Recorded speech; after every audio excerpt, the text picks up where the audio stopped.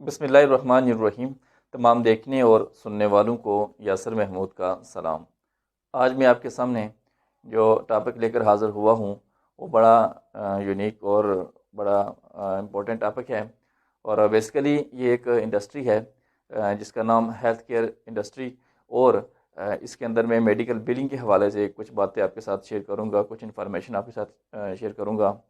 تو آپ سے گزارش ہے کہ اینڈ تک یہ ویڈیو آپ دیکھیے گا، انشاءاللہ آپ کو بہت مفید معلومات بھی ملے گی۔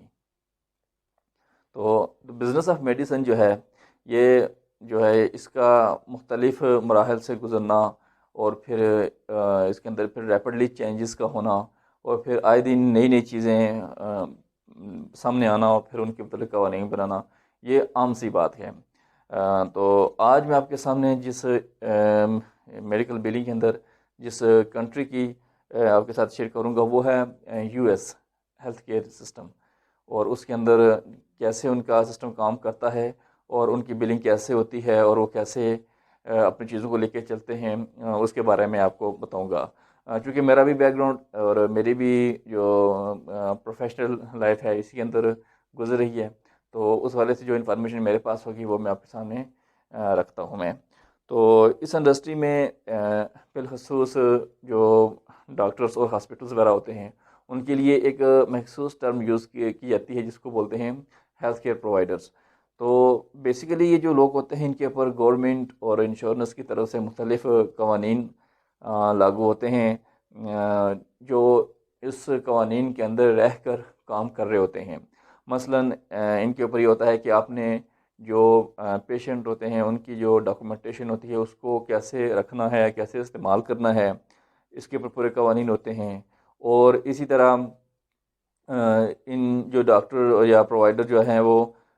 کسی پیشنٹ کی ڈائگنوسس کریں گے، اس کی بیماریوں سامنے لائیں گے، ان کو کس انداز کے ساتھ انہوں نے لکھنا ہے، ڈاکومنٹ کرنا ہے اس کو، اور اس کے اوپر جو پروسیجر کرنا ہے، اس کا علاج کرنا ہے کس طریقے سے کرنا ہے اس کے حوالے سے، اور پھر اس کی جو پروسیسنگ ہوتی ہے اس کو آگے بیچتے ہیں پیمنٹ کے لیے انشورنسز کے پاس، وہ کیسے اور کس طریقے سے بھیجنی ہے، کن کن سافٹ ویئر سے اور کیسی چیزوں سے گزار کے اس چیزوں کو بھیجنا ہے وہ، اور پھر آگے چلیں تو پھر جو پیمنٹ کی طرف آنے کے بعد جو اوور پیمنٹ ہوگی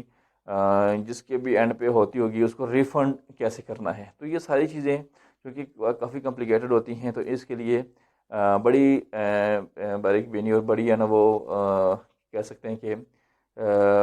کٹھن مرحلہ ہوتا ہے جسے گزر کے یہ چیزیں کرنی ہوتی ہیں، بڑا ٹیکنیکل کام ہوتا ہے۔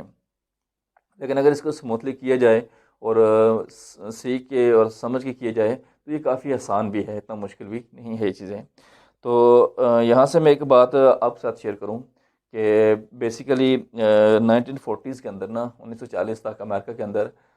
جو ہیلتھ کیئر انڈسٹری تھی وہ اتنی کامن نہیں تھی، ہیلتھ کیئر سسٹم اتنا کامن نہیں تھا۔ لیکن جب ورلڈ وار 2 ہوا تو اس کے بعد اس کے میں کافی بوم آنا شروع ہوا، کافی اس کے اندر جو ہے نا وہ چینجنگ آنا شروع ہو گئی، اور اس میں ایسا ہوا کہ جیسے کہ جنگ کے بعد حالات ہوتے ہیں کہ ہر ایک ملک کو جو جنگی حالت سے گزرا ہوتا ہے یا جس کا اس کے ساتھ کانٹیکٹ ہوتا ہے وہ ضرور کسی نہ کسی کرائسس سے گزرتا ہے۔ تو ڈیفینیٹلی امریکہ کے اندر بھی یہ چیزیں ہوئیں، ان کو بھی کرائسس سے گزرنا ہوا، تو اس کو مد نظر رکھتے ہوئے انہوں نے ویجز اور پرائس کنٹرول کے اوپر نا مختلف قسم کے جو لاز تھے وہ امپوز کیے، جس کی وجہ سے ان کو مختلف چیزیں اسٹیبلائز کرنا پڑی ہیں نا وہ، بالخصوص 1942 کا جو اسٹیبلائزیشن ایکٹ تھا اس کے اندر انہوں نے بہت چیزیں چینج کرنی پڑیں فار ٹائم بینگ، جو اس وقت کرائسس چل رہے تھے ان کو مینیج کرنے کے لیے۔ کانگریس نے جو ہے اس وقت ویجز کو جو ہے نا وہ لمیٹڈ کر دیا تھا، لیکن وہاں پہ انشورنس جو پلان تھے جو امپلائر اپنے امپلائیز کو یعنی ملازمین کو جو پلان دے رہے تھے انشورنس کا، اس کے اوپر انہوں نے جو ہے نا وہ کسی قسم کا وہ ریسٹرکشن نہیں لگائی، اس کو الاؤ کر دیا۔ چونکہ اس انڈسٹری کو آگے لے کے جانا تھا، اس چیز کو آگے فلورش کرنا تھا، تو اس وجہ سے یہ ہوا کہ یہ چیز کافی آگے پروموٹ ہوتی گئی۔ 1954 کے اندر نا انٹرنل ریونیو کوڈ جو ہے اس کے مطابق جو مالکان اپنے ملازمین کو ہیلتھ انشورنس دیں گے تو اس مد میں جو رقم رکھی جائے گی اپنے ملازمین کو ہیلتھ انشورنس کی کوریج دینے کی، تو اس کے اوپر کوئی ٹیکس چارج نہیں ہوگا، کوئی ٹیکس نہیں لگے گا. تو یہ بھی ایک اسٹیپ تھا اس چیز کو آگے بڑھانے کا. اسی طرح یہ چیز آگے بڑھتی گئی اور 30 جولائی 1965 میں امریکہ کے جو صدر تھے اس وقت جانسن، انہوں نے سوشل سیکورٹی ایکٹ کے تحت میڈی کیئر کا جو لا تھا اس کو پاس کیا. تو جب یہ لا پاس ہوا تو 1 جولائی 1966 میں یہ جو ہے نا وہ انیکٹ ہو گیا، اس کو قابل عمل استعمال کے قابل ہو گیا. تو جو افراد اس کے اندر اہل تھے اس چیز کو لینے میں، ان کو یہ فائدہ تھا کہ 65 سال یا اس سے ابو ایئرس کے جو لوگ تھے وہ آٹومیٹیکلی جو اس کے میڈیکیئر کے پلان اے تھا اس کے اندر وہ شامل ہو گئے. جبکہ جو اس کا پارٹ بی تھا، میڈیکیئر کا پارٹ بی، وہ جو ہے اس کو آپشنل رکھا گیا کہ اگر کوئی شخص میڈیکیئر کا بھی پارٹ بی لینا چاہے تو آرام کے ساتھ اس میں اپنے آپ کو انرول کروا سکتا ہے. اب یہاں پہ پارٹ اے جو تھا وہ جو ہاسپٹل سٹے ہوتا ہے، ہاسپٹل کی کوریج ہوتا ہے وہ دیتا ہے، اور جو پارٹ بی تھا وہ فزیشین کی سروسز جو ہوتی ہیں وہ دیتا تھا. تو اسی طرح یہ چیز آگے بڑھتی گئی.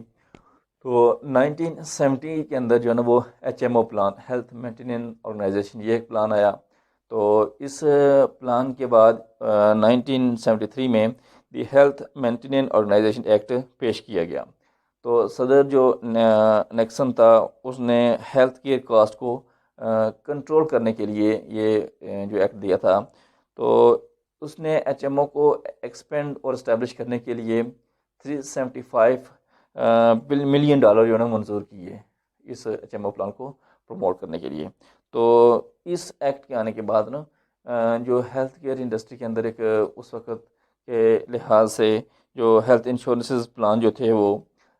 پری پیڈ انشورنس پلان تھے وہ لینے کے حق میں اتنے نہیں تھے، لیکن HMO کی وجہ سے یہ چیزیں ایکسپینڈ ہونا شروع ہو گئیں. اور HMO نے بلکہ ان کو یہاں تک کہا کہ جو امپلائر اپنے امپلائی کو جن کی تعداد 25 یا اس سے زیادہ ہوگی وہ جو ہے اگر دینا چاہے تو ہمارے پلیٹ فارم سے ہمارے پلان کو لے کے ان کو دے سکتا ہے. ان چارٹ یہ ہے کہ HMO کی وجہ سے ان کو بہت مطلب فائدہ ہوا اور انہوں نے اس کو لینا شروع کر دیا. اس کا فائدہ آپ یہ سمجھ سکتے ہیں اس کا کہ 1970 کے اندر جو ہے اس میں 3 ملین لوگ جو ہیں وہ HMO کے اندر انرول ہوئے، جبکہ 1999 کے اندر یہ تعداد بڑھ کر 80 ملین تک پہنچ گئی. یعنی 12% ہر سال اس کے اندر اضافہ ہوا HMO کے اندر. تو اس وجہ سے بھی یہ انڈسٹری ہے نا کافی آگے بڑھی. اسی طرح چلتے آگے بڑھتے یہ 1980s کے اندر PPO ایک پلان انہوں نے متعارف کروایا، اور جس کا مطلب پریفرڈ پرووائڈر آرگنائزیشن تھا. تو اس پلان کے اندر جو ہے نا وہ ایک انہوں نے ایسا سیٹ اپ رکھا جس میں گروپ آف ڈاکٹرز اور ہاسپٹلز